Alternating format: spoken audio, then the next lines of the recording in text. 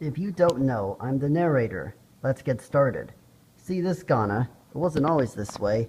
It wasn't always a democratic republic, neither an independent country. It was European for most of its history, divided into Togoland and the Gold Coast. But in 1957, Kwame Nkrumah, a Pan-Africanist and socialist, made Ghana not British by gaining power in the British colonial government. The British could have suppressed him, but they gave Ghana independence. The overexpansion of the British Empire and difficulty with Ghana were most likely the causes of the smooth British decolonization. I like that word, British. British, British, British, British, British, British, British, British, British. Stop that! Ruining my experience! Okay, fine. It was originally a destination for immigrants from northwestern Africa in the 13th century. By 1471, Portugal declared it the Gold Coast, followed by Dutch takeover in 1642. From the 1600s to the late 1860s, the Gold Coast was part of the Atlantic slave trade. But in 1872, Britain annexed it. Britain was so large it had provided relative global peace between the Napoleonic Wars and World War I, the Pax Britannica. By 1901, Britain divided the Gold Coast into the Ashanti Colony and the Northern Ghana Protectorate, with the colonial governor having the most power. In short, black land, white land, etc. After World War I, Britain got even more land, while giving the new Commonwealth of Nations more autonomy in 1931. After World War II, the British Empire lost everything, among which Ghana was the first of the colonies it lost. No interruptions? Now would be a great time. Okay. As previously mentioned, Kwame Nkrumah was the main— Stop that! Ruining my experience! I just gave you an opportunity to talk earlier. You're too late. Please let me finish. No! I will talk whenever I want! Which is not right now. Alright. As was stated just now, Kwame Nkrumah was the main figure of the Ghana independence. He was born in the Nzima tribe on September 21st, 1909. Educated in Ghana mission schools plus American and English universities. He thoroughly learned religion and philosophy. He even studied the legacies of past revolutionary figures, especially Marcus Garvey, a Pan-African advocate. His interest in politics led him to become the vice president of an English anti-colonial activist group, the Circle, in 1945. In 1947, he returned to the Gold Coast and joined a reformist independence group, the United Gold Coast Convention. He left it in 1949, disliking their rich conservative attitudes. He founded the Convention People's Party, or the CPP, which later appealed to the masses, particularly poorer and younger demographics. He believed historical black identity was suppressed by European colonialism. From his words, Europeans impoverished Africa, but it could easily become an independent force for good. It still had abundant resources, and it could still unite itself into a world power. Then why is Africa 50 nations? Is this the independence of Africa or Ghana? Exactly.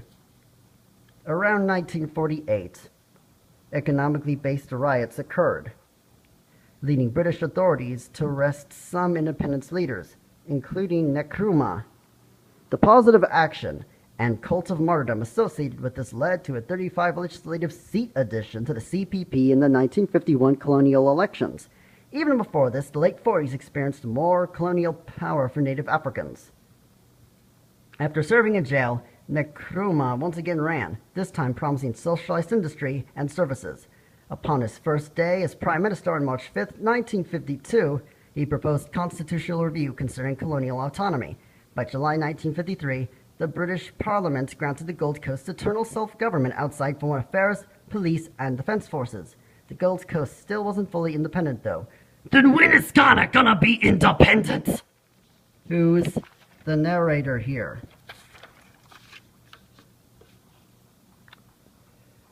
The CPP, from 1949 to 1952, had grown significantly, and independence was certain.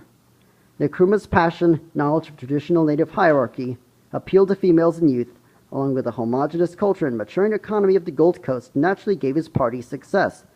However, by 1954, sectionally, ethnically, and religiously motivated parties opposed the CPP actively, especially the National Liberation Movement, or the NLM.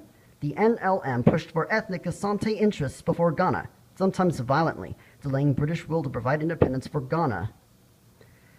Man, Beast has got me anxious now. Despite this, the CPP pushed on. After several conferences, the British and Nkrumah agreed to a proposal of organizing the Gold Coast into a federation, regional autonomies under a central government. While the NLM rejected this proposal, the British requested referendums for the proposal and Ghana's independence. Both won popular approval. The colonial legislature then formally called for independence, which was agreed on by the British Parliament in September 1956. It was officially granted on March 5, 1957. Hence, the Gold Coast, combined with Togoland, became the independent state of Ghana. Why continue? You just ended it with became independent. End it here. Security, get this thing out of here. No! Where was I? Nkrumah then pushed for considerable constitutional change. His continuing regional autonomy and ordering the deportation of threats to public welfare.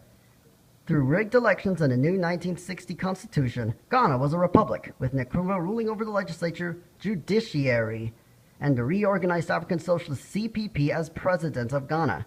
Economic collapse, 2 assassination attempts, and his personal corruption isolated Nkrumah politically, leaving him no allies to support his agendas and policies which had become disorganized and authoritarian. While he was on a peace mission in China to discuss Vietnam, the military leaders of Ghana overthrew the government, exiling Nkrumah to Guinea in 1966. There, he still advocated black nationalism and Marxism.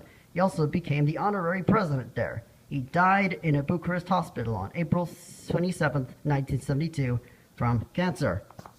My portion of the video will end here. I'll have some British chaps do the rest. Right on, cheerio! His death left behind billions of dollars in debt for Ghana, but he also left behind significant improvements in general infrastructure, as well as a rich literature and revolutionary passion among his followers. From the time Nkrumah was kicked down until 1992, Ghana experienced an unstable succession of military leaders. In 1992, the Rawlings government officially re-established Ghana as a constitutional multi-party democratic republic. My turn, the early decades of an independent Ghana were unstable and uncertain, and leaves wonder for why Britain let them off. In fact, Britain was a global power. It could have easily kept Ghana and its possessions. But the failing economy and other obstacles made it harder to help. In addition, the political conflicts that would inevitably occur after Ghana's independence, the revolutions abroad, and the eternal conflicts within it were probably predicted by Britain. Decolonization and independence movements were a global problem, and Britain decided not to waste resources sustaining the empire. As Nkrumah stated, Europe impoverished Africa, and Britain very well benefited from Ghana's resources while it still had Ghana. In short, Britain lost very little from Ghana's independence, but Ghana's development inevitably was delayed significantly by British rule, or rather by any European rule, dating back to the Portuguese in 1471. Ghana got too expensive, and the British government expensive as well. As such, Britain just gave Ghana it itself, resolving problems dating back a century, if not decades. Yeah, and I got to say nothing at all. Of course you did. You practically acted out all the voices in this video. How could a doctor know anything about history? Ask the doctor if you're so curious. Well then, I say we shall discuss how this relates to the contemporary world. Fair enough. Now we know there are still traces of European exploitation left from the past, as can be seen from Ghana's lack of development. Even though Ghana changed its circumstances significantly, it still hasn't developed the economy it wanted to have. In addition, even with what it does have, it took almost 30 years for Ghana to settle its civil obstacles after getting independence. Given these facts, Ghana is not truly free and independent from European rule, because it still hasn't shaken off the long-term side effects of it. And how does that relate to the world today? Knowing that the pre-independence period of Ghana still influences Ghana today, it is sensible to also infer the past still influences us as well. Our choices, therefore, are important and can permanently affect the course of the future, no matter how long ago the past events may be. And then, what? The past should never be ignored or underestimated. Make good choices so the future is better in the long run for everyone. And how does that relate to us? Never heard such bubble cereal in my life. I'm a historian with no known degree and I disagree. Well, I'm a doctor who went to college, and I learned some history from college. That makes my opinion valid. Before we continue, or rather end this video, we are required to have a mic drop moment. Oh, what does that mean? Have a own it time! Yeah, so I have a literal mic to drop in a random place, so we have a chance of getting credit for the mic drop if we haven't already. Ow! Don't we have a doctor to help us here? And in addition, the bibliography for this video. Thank you very much. This was the narrator.